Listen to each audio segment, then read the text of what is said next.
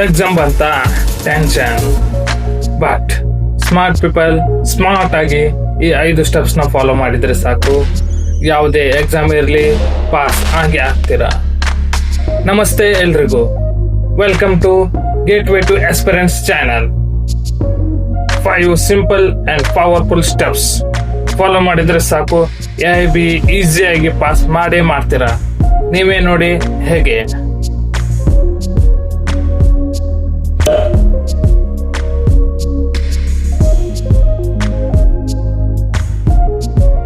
Five simple steps to pass any examination. Step 1. Collect last 10-year question papers. ಮೊದಲು ಏನ್ ಮಾಡಬೇಕು ಗೊತ್ತಾ? ಕಳೆದ 10 ವರ್ಷಗಳ ಪ್ರಶ್ನೆ ಪತ್ರಿಕೆಗಳನ್ನ ನೀವು ಕಲೆಕ್ಟ್ ಮಾಡ್ಕೋಬೇಕು. ಅಲ್ಲಿ ನಿಮಗೆ ರಿಪೀಟೆಡ್ ಕ್ವಶನ್ಸ್ ಮತ್ತೆ ಎಕ್ಸಾಮ್ ಪ್ಯಾಟರ್ನ್ ಬಗ್ಗೆ ನಿಮಗೆ ತಿಳಿಯುತ್ತದೆ. ಯಾವ ವಿಷಯದ ಬಗ್ಗೆ ಹೆಚ್ಚಿನ ಆದ್ಯತೆಯನ್ನು ನೀಡಿದ್ದಾರೆ, ಯಾವ ವಿಷಯದ ಬಗ್ಗೆ ಹೆಚ್ಚಿನ ಪ್ರಶ್ನೆಗಳನ್ನ ಕೇಳಿದ್ದಾರೆ ಅನ್ನೋದು ನಿಮಗೆ ಗೊತ್ತಾಗುತ್ತೆ. ಇದು ಸ್ಮಾರ್ಟ್ ಸ್ಟಡಿದ ಒಂದು ಸೀಕ್ರೆಟ್ ವೆಪನ್ ಅಂತ ಹೇಳಿದ್ರು ತಪ್ಪಾಗಲ್ಲ.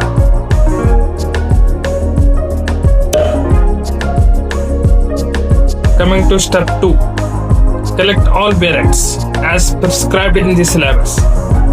AIB ಸಿಲೆಬಸ್ ಪ್ರಕಾರ ಯಾವ ಬುಕ್ಗಳನ್ನ ರೆಫರ್ ಮಾಡ್ಲಿಕ್ಕೆ ಹೇಳಿದಾರಲ್ಲ, ಎಲ್ಲ ಬೇರೆಕ್ಸ್ಗಳನ್ನ ಕಲೆಕ್ಟ್ ಮಾಡ್ಕೋಬೇಕು. ಬೇರೆಕ್ಸು ವಿತೌಟ್ ಶಾರ್ಟ್ ನೋಟ್ ಆಗಿರ್ಬೇಕು, ಅದರಲ್ಲಿ ಟಿಪ್ಪಣಿ ಇಲ್ಲದೆ ಇರುವಂತಹದ್ದು. ತುಂಬ ಸ್ಟೂಡೆಂಟ್ಸ್ಗಳಿಗೆ ಇಲ್ಲಿ ಕನ್ಫ್ಯೂಷನ್ ಆಗುತ್ತೆ. ಟಿಪ್ಪಣಿ ಅಂದ್ರೆ ಹೇಗಿರುತ್ತೆ, ಟಿಪ್ಪಣಿ ವಿತೌಟ್ ಶಾರ್ಟ್ ನೋಟ್ಸ್ ಅಂದ್ರೆ ಯಾವ ರೀತಿ ಇರುತ್ತೆ ಅಂತ. ಬೇರೆಕ್ಸ್ಗಳಲ್ಲಿ ಸರ್ಕಾರ ಯಾವ ರೀತಿಯಾಗಿ ಗ್ಯಾಜೆಟ್ ನಲ್ಲಿ ಕಾನೂನನ್ನ ಬಿಡುಗಡೆ ಮಾಡಿರುತ್ತದೋ ಅದೇ ಗ್ಯಾಜೆಟ್ ನಲ್ಲಿರುವಂತಹ ಕಾನೂನನ್ನೇ AIB ಯಲ್ಲಿ ಅಲೌಡ್ ಮಾಡ್ತಾರೆ. AIB ಗೆ ಇರುವಂತಹ ಸಪರೇಟ್ ಆಗಿ AIB ಬುಕ್ಸ್ ಬೇರೆಕ್ಸ್ ಕೂಡ ನಿಮಗೆ ಸಿಗುತ್ತೆ. ಅದನ್ನ ನೀವು ಪರ್ಚೇಸ್ ಮಾಡ್ಕೋಬಹುದು. ಅದರಲ್ಲಿ ಯಾವುದೇ ರೀತಿಯಾದ ಮಾರ್ಕ್, ಹೈಲೈಟ್ಸ್, ಅಂಡರ್ಲೈನ್ ಮಾಡಿರಕೂಡದು, ಅದನ್ನ ಅಲೌಡ್ ಮಾಡಲ್ಲ.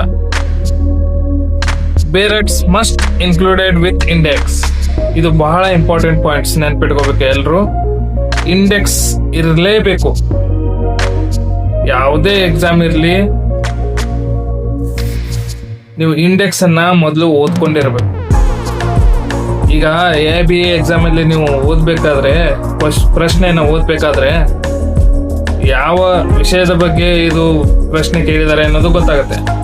ಆದ್ರೆ ಯಾವ ಸೆಕ್ಷನ್ ನಲ್ಲಿ ಇದನ್ನ ಕೇಳಿದ್ದಾರೆ ಅನ್ನೋದು ಯಾರಿಗೂ ಅಷ್ಟು ಬೇಗ ಅರ್ಥ ಆಗಲ್ಲ. ಅದಕ್ಕೋಸ್ಕರ ನಾವು ಯೂಸ್ ಮಾಡೋದು ಇಂಡೆಕ್ಸ್. ಇಂಡೆಕ್ಸ್ ಅಲ್ಲಿ ಫಸ್ಟ್ ಸರ್ಚ್ ಮಾಡಿ ಯಾವ ಚಾಪ್ಟರ್ ಅಲ್ಲಿ ಇದೆ, ಯಾವ ಪಾರ್ಟ್ ಅಲ್ಲಿ ಇದೆ ಅಂತ ಡೈರೆಕ್ಟ್ ಆ ಪೇಜ್ ಓಪನ್ ಮಾಡಿ ಆ ಸೆಕ್ಷನ್ ಅನ್ನು ಓದ್ಕೊಳ್ಳಿ. ಆ ಸೆಕ್ಷನ್ ಅಲ್ಲಿ ಅದಿದ್ರೆ ಅದೇ answer. This is short cut. ಸಾಧ್ಯವಾದಷ್ಟು ಎಲ್ಲ ಬೇರೆಕ್ಸ್ಗಳನ್ನು ತೆಗೆದುಕೊಳ್ಳಿ.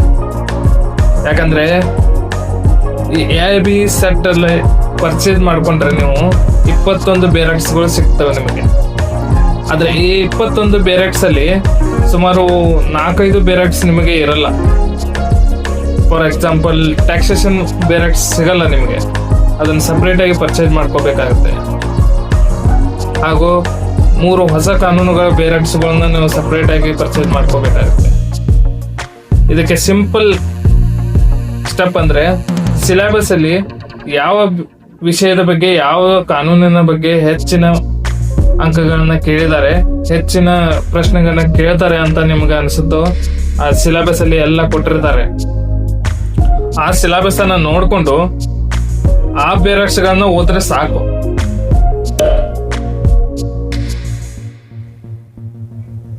Coming to step 3. Read the entire index of all the ಬೇರೆಕ್ಸ್. ಬೇರೆಕ್ಸ್ ಅಂದ್ರೆ ರಿಯಲ್ ಲಾ ಬುಕ್ಸ್ ಇವು.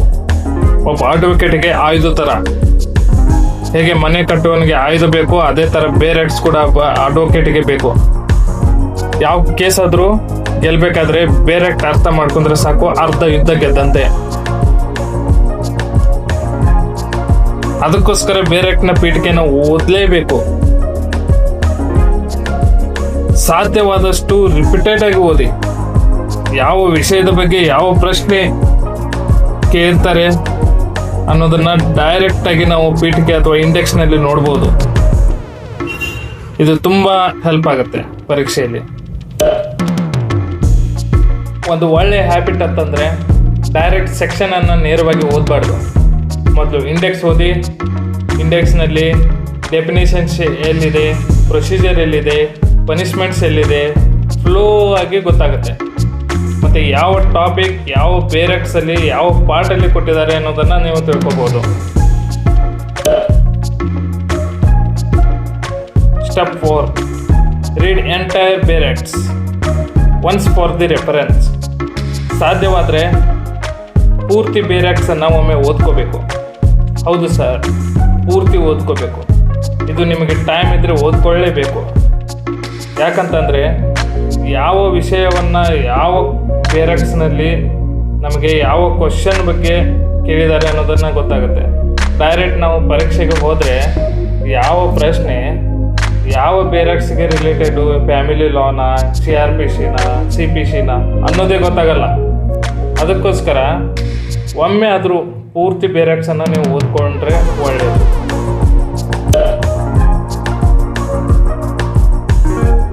Coming to the last point, and this is the most important point to pass the AIB in first attempt. Solve one question paper daily. This is the real time test, most important step. 10 ವರ್ಷಗಳ ಪ್ರಶ್ನೆ ಪತ್ರಿಕೆಯನ್ನು ನೀವು collect ಮಾಡಿರ್ತೀರಲ್ವಾ, ಆ ಪ್ರಶ್ನೆ ಪತ್ರಿಕೆಗಳನ್ನ ಪ್ರತಿದಿನ ಒಂದರಂತೆ real exam ನಡೆಯೋ ಥರಾನೇ 3 ಗಂಟೆ ಸಮಯವನ್ನು ಹಚ್ಚಿಕೊಂಡು ಇದೇ ರೀತಿ ಇದೇ ಸ್ಪೀಡಲ್ಲಿ ಇದೇ ಅಕ್ಯುರೇಸಿಯಲ್ಲಿ ಇದೇ ಕಾನ್ಫಿಡೆನ್ಸಲ್ಲಿ ಬಿಡಿಸ್ಬೇಕು ಅನ್ನೋದನ್ನು ನೀವು ತಲೆಯಲ್ಲಿ ಇಟ್ಕೋಬೇಕು. ಮುಖ್ಯವಾಗಿ AIB ಎಕ್ಸಾಮ್ನಲ್ಲಿ ಟೈಮ್ ಕವರ್ ಮಾಡೋದಕ್ಕೆ ಈ ಪ್ರಾಕ್ಟೀಸ್ ತುಂಬ ಇಂಪಾರ್ಟೆಂಟು. ನೀವು ಡೈಲಿ 1 ಕ್ವಶನ್ ಪೇಪರ್ ಮಾಡಿದರೆ ಸಾಕು.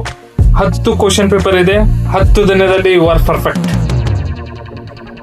ಆದರೆ 3 ಗಂಟೆ ಏನು ಸಮಯ ಹಚ್ಚಿರ್ತಾರಲ್ವಾ, ಆ ಸಮಯದಲ್ಲಿ ಬ್ರೇಕ್ ತಗೋಬಾರ್ದು, ನೀವು ಡಿಸ್ಟ್ರಾಕ್ಷನ್ ಆಗಬಾರ್ದು. ಸೇಮ್ ಎಕ್ಸಾಮ್ ಬರೀತಾ ಇದ್ದೀವಿ ಅನ್ನೋ ಫೀಲಿಂಗ್ ನಿಮಗೆ ಬಂದಿರಬೇಕು. ಮತ್ತೆ ಆ 3 ಗಂಟೆ ಸಮಯದಲ್ಲಿ ನೀವು 100 ಕ್ವಶನನ್ನು ಟಚ್ ಮಾಡಲೇಬೇಕು.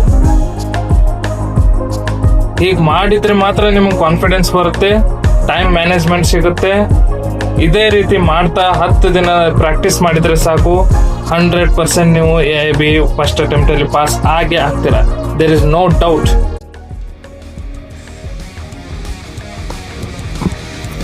ಮತ್ತು ಡೌಟ್ ಇದ್ದರೆ ಕಮೆಂಟ್ ಮಾಡಿ, ಶೇರ್ ಮಾಡಿ.